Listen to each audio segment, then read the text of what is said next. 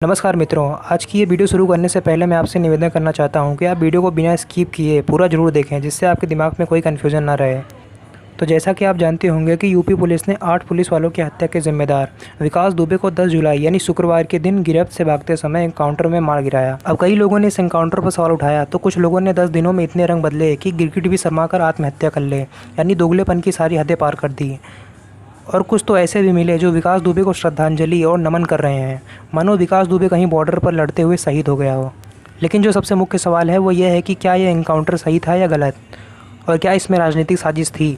तो आइए कुछ महान जनों के सवालों के जरिए ही हम जवाब जानने की कोशिश करते हैं। पहला सवाल सबसे ज़्यादा ये पूछा गया कि जब विकास दुबे ने सरेंडर कर दिया था तो वो भागने की कोशिश क्यों करेगा। अब जिनको ना पता हो उनको मैं बता दूं कि विकास दुबे ने कोई सरेंडर नहीं किया था, बल्कि उसको पकड़ा गया था। 9 जुलाई को उज्जैन के महाकाल मंदिर में जब विकास दुबे गया तब उसको मंदिर परिसर की सिक्योरिटी गार्ड ने पहचान लिया और पुलिस को सूचना दे दी थी। फिर पुलिस ने वहाँ पहुँचकर विकास दुबे को पकड़ लिया था। और अगर विकास दुबे ने सरेंडर किया भी होता तो इसकी क्या गारंटी है कि दोबारा भागने की कोशिश नहीं करेगा। आखिर था तो एक हत्यारा और माफिया ही ना। खैर, दूसरा सवाल है कांग्रेस लीडर हल्का लंबा जी का, जो अपने गंदी लैंग्वेज वाले ट्वीट्स के लिए काफ़ी मशहूर हैं। इन्होंने लिखा है कि ये क्रॉस फायरिंग क्या होती है, यानी विकास दुबे के हाथ में हथकड़ी नहीं AK-47 थी। वैसे इनका ये सवाल देखकर मैं सोच में पड़ गया कि आखिर कोई इतना बड़ा बेवकूफ़ राजनीति में कैसे हो सकता है। लेकिन फिर मुझे राहुल गांधी जी का स्मरण हुआ और दिमाग को थोड़ी ठंडक मिली। इन मोहतरमा के सवाल देखकर लगता है कि इन्होंने ठीक से न्यूज़ भी नहीं पढ़ी है और अपने आप को सबसे बड़ी बुद्धिजीवी साबित करने सीधा ट्विटर पर कूद पड़ी। जैसे ही गाड़ी का एक्सीडेंट हुआ, विकास दुबे ने पुलिस वाले से पिस्टल छीनकर हमला करने की कोशिश की, जिसमें STF जख्मी भी हुए। और कोई इनको ये बताओ कि हाथ में हथकड़ी लगने के बावजूद भी इतना गैप रहता है कि पिस्टल चलाया जा सकता है।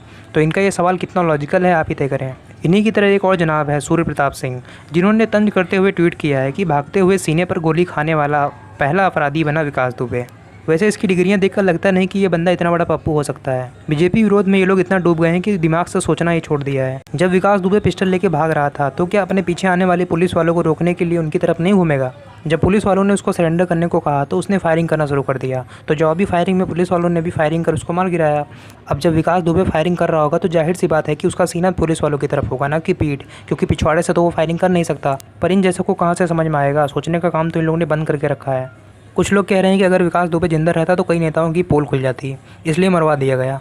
इससे बड़े बड़े माफिया और अपराधी पकड़े गए, कई तो आज भी जेल में बंद हैं। कितने नेताओं की पोल खुली और कितनों को जेल में डाला गया। विकास दुबे ने कोई नया अपराध तो किया नहीं, पिछले 30 सालों से अपराध और माफियागिरी कर रहा है। 60 से भी ज़्यादा मर्डर और लूटपाट के केसेस हैं उसके खिलाफ, तो क्यों नहीं इतने सालों से उसे पकड़वा कर नेताओं की पोल खुलवाई गई। और ये जो कुछ लोग बोल रहे हैं कि एनकाउंटर क्यों किया, ये न्याय नहीं है, तो मैं उनसे पूछना चाहता हूँ कि आपको किस बात का इंतजार था कि विकास दुबे फायरिंग करे और 2-3 पुलिस वाले और मारे जाएँ, फिर तुम उनकी चिताओं पर राजनीतिक रोटियाँ सेको, है ना।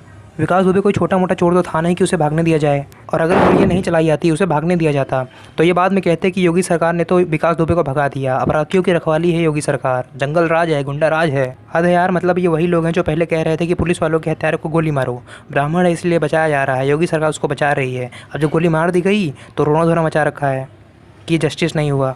जैसे कि विकास दुबे 8 पुलिस वालों का हत्यारा नहीं, एक छोटा सा मासूम बच्चा है जिसे पुलिस वालों ने मार दिया है। कांग्रेस लीडर श्रीवत्स, जो कल तक कह रहे थे कि विकास दुबे का नाम काफिल या उमर खालिद होता तो अब तक एनकाउंटर हो चुका होता, यानी डायरेक्टली कह रहे थे कि उसे ब्राह्मण होने की वजह से बचाया जा रहा है। पर अब विकास दुबे के एनकाउंटर के बाद इनका यह कहना है कि राजनीतिक चेहरों को छुपाने के लिए एनकाउंटर किया गया है। वैसे इस लड़की के पास इन जैसे लोगों के लिए जवाब है। अगली है द वायर की पत्रकार रोहिणी सिंह। इन्होंने पहले लिखा कि विकास दुबे का जिंदा पकड़ा जाना जरूरी है, फिर बाद में लिखती हैं कि विकास दुबे को अगर जेल में भेजा गया तो वह यूपी का सबसे शक्तिशाली माफिया बन जाएगा। यूपी की जेल को उस जगह से जाना जाता है जहां से माफिया अपना कारोबार चलाते हैं। और फिर उसके बाद जब विकास दुबे का एनकाउंटर हो गया तब ये लिखती हैं, ये जस्टिस नहीं था, ये पुलिस प्रशासन में बैठे विकास दुबे के करीबियों को बचाने के लिए किया गया। यानी अगर जिंदा पकड़कर जेल में डाला जाता तो वो सबसे बड़ा माफिया बन जाता। अब जब मार दिया गया तो करीबियों को बचाने के लिए मार दिया गया। अगर हम करें तो करें क्या, बोले तो बोले क्या। मुझे तो समझ में नहीं आ रहा है कि हिपोक्रेसी इनमें पैदाइशी होती है या बाद में कोई स्पेशल कोर्स कराया जाता है। इसी बीच कुछ ऐसे लोग मिले जो विकास दुबे को श्रद्धांजलि देते हुए नमन कर रहे थे, मानो विकास दुबे बॉर्डर पर दुश्मनों से लड़ते हुए शहीद हो गया हो। ये वही जातिवादी लोग हैं जिनकी वजह से पूरे समाज को बदनामी सहनी पड़ती है। यहाँ हम जैसे न जाने कितने लोग हैं जो जातिवाद को ख़त्म करने की कोशिश में लगे हुए हैं, पर इनकी वजह से लगता नहीं कभी सफलता मिल पाएगी। अब इन्हीं लोगों के पोस्ट उठाकर लिबरांडूज और भीम मीम वाले पूरे ब्राह्मण समाज को बदनाम करने में जुट गए हैं। आखिर इनको अपना एजेंडा चलाने के लिए नया मुद्दा जो मिल गया है। और ये जो लोग विकास दुबे के एनकाउंटर पर योगी को ब्राह्मण विरोधी बोल रहे हैं, वो मुझे बताएं कि जिन लोगों को विकास दुबे ने मारा था क्या वो ब्राह्मण नहीं थे। तो योगी सरकार ने तो अच्छा काम किया ना कि ब्राह्मण के हत्यारों को मार दिया, तो फिर योगी ब्राह्मण विरोधी कैसे हो गए। हद तो तब हो गई जब कांग्रेस के चहीते प्रमोद बालकृष्णम रोहित सरदाना के शो में आकर चिल्ला चिल्ला कर कहने लगे कि भाजपा तो ब्राह्मण विरोधी है, भाजपा ब्राह्मणों को मरवा रही है। चलो एक बार मान भी लिया कि भाजपा ब्राह्मणों को मरवा रही है, लेकिन क्या इन्होंने कभी अपनी पार्टी का इतिहास देखा है? पाल घर में जो संतों की लिचिंग हुई, क्या वो ब्राह्मण नहीं थे? लेकिन तब इनका कहना था कि घटना को कम्युनल एंगल दिया जा रहा है। ना ही इन्होंने उस घटना पे कुछ बोला और ना ही कांग्रेस पार्टी ने कुछ बोला। क्या कश्मीरी पंडित ब्राह्मण नहीं थे? क्या उनके लिए इन्होंने या इनकी पार्टी ने कभी आवाज़ उठाई? 7 नवंबर 1966 को जब गौहत्या का विरोध कर रहे साधुओं पर इंदिरा गांधी ने पार्लियामेंट से गोलियां चलवाई थी, तो क्या वे ब्राह्मण नहीं थे? क्या इन्होंने कांग्रेस से कभी ये सवाल पूछा कि वो ब्राह्मण विरोधी था या नहीं?